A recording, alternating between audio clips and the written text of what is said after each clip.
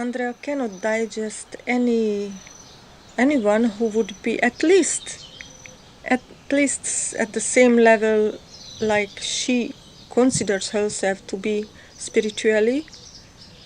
Not speaking about higher. She could accept in her life only Bomjon to be higher than she. But my spiritual path is not about who is higher, who is lower. My spiritual path is about giving and about seeing the same Atman in the grass, in the bird, in every human being, even in the dog. So it's not about any competition or ambition. So on that, we were very far away from each other with Andrea. And I was kind of happy that she left because there were tensions. I was an active meditating person, and Andrea was an active worshipper of Bomjon, which is two different things. I was devoted to Bomjon, but I didn't worship him. Worshipping means to bow to him, to say he is God. There were people who bowed to him on their belly. People do it today because he requires it, but those times it was not required yet.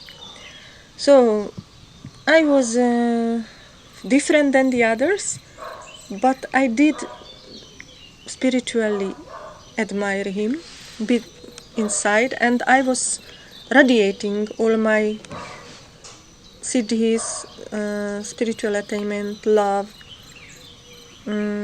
motherly love, and goodwill to him.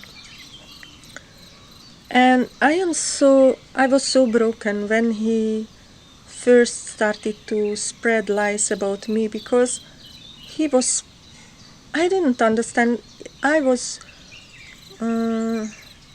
don't say I'm a saint, I don't say I am a perfect person, but I was really wishing him the best. Otherwise, I would not come to Nepal, to such a undeveloped country, and risk all these illnesses and dangers and serve him without leaving all my security in Europe. But he twists this devotion of followers, and he starts to spread, and now we see that I am not the first one, that we are the opposite. So the first thing I heard from Jasbadur Vaiba was that I came to Nepal to challenge him. And I was shocked. How do you mean it? I asked Jasbadur Vaiba, because someone who is coming to give all her last to a beginning guru, to help his meditation and give her prana, give her energy, give her prayers, asking all bodhisattvas, buddhas and devi devatas and Paramatma and Gautam Buddha, please support this Buddha boy, because he's a young boy and he needs support. So I was doing this day and night for all the year 2011. So when Jaswaru Vaiba told me that, Marichi, you came here to challenge Bomjon, huh? So I was like shocked. What's that? Challenge? Like I didn't get it. But now I see that they are saying this about many victims, about many people who became his victims. And they don't have even fantasy to make up new stories. They always make the same story. And so that time I didn't understand, and the story is that I should consider myself higher than Bomjon spiritually, and I should give up all my possessions in Europe and come to Nepal just to show him that somehow magically, or I don't know how, I am like stronger or better, which is nonsense. But because they are a criminal grouping, they are lying from the beginning. Now I know. That time I was just broken. broken down. What's this? Why they are accusing me of exactly opposite than I was thinking, my attitude was. But also I was accepting and swallowing all this because I thought I was running away from difficult situations many times in my life. I didn't like conflict situations. I didn't like situations when people hated me.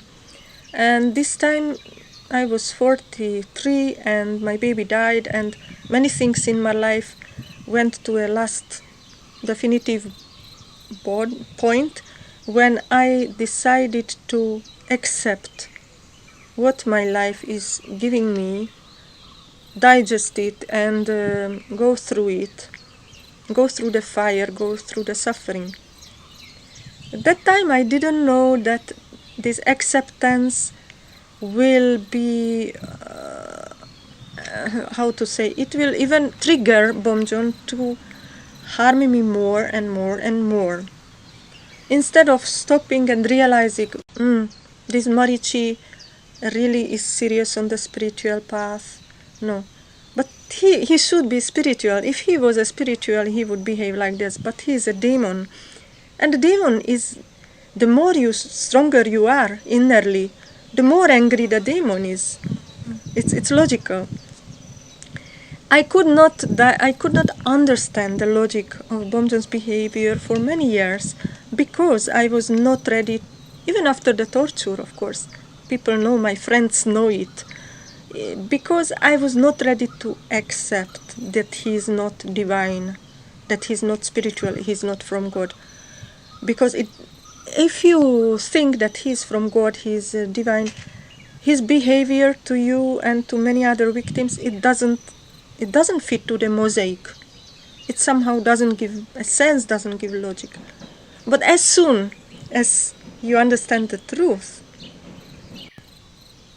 as soon as you understand he is not divine, then who all things he did to you and told about you, everything fits in the picture.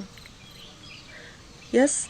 So I am speaking about my experiences in the time when I was not enlightened this way to understand who he really is. So I was still in that illusion. And in this mindset, it was very easy to capture me, to kidnap me, to abduct me. And the abduction process is described in different videos of mine. And now I would like to tell you that if you are a spiritual person who already did yogic meditation on the Advaita yoga, which is one of the most direct ways Advaitists say, and the Advaita yoga is Kundalini yoga, but it's not mentioned as the main path because Kundalini is not such a tool that you could just grasp it and use it, because it's like water. When you want to grasp water, it runs between your fingers.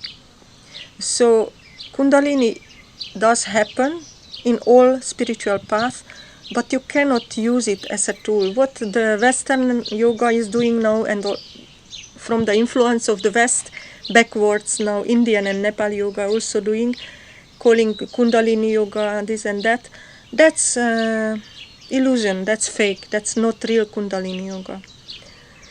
That's just playing with illusions, imagination. I was an adept of Advaita yoga spontaneously. I was not signing any application form to any yogic school. It was my inner path, and I had my Sadguru, Ramana Maharishi, and I was not searching for a guru. And Ram Bomjon doesn't like such people. And the other thing is that a few months before I was kidnapped by Bomjon, I lived 5 months in Jasbadur Vaiba's house, who cannot write and read. Jasbadur Vaiba is Bomjon's one of the main supporters, bribers of police, and the powerful mafia leader of Pilua, which is nearby Halkhoriya jungle, and he has these contacts for the politicians in Kathmandu. Manilama is his friend. So I lived in his house because he invited me, and he spoke about me with certain kind of hatred that I was so educated.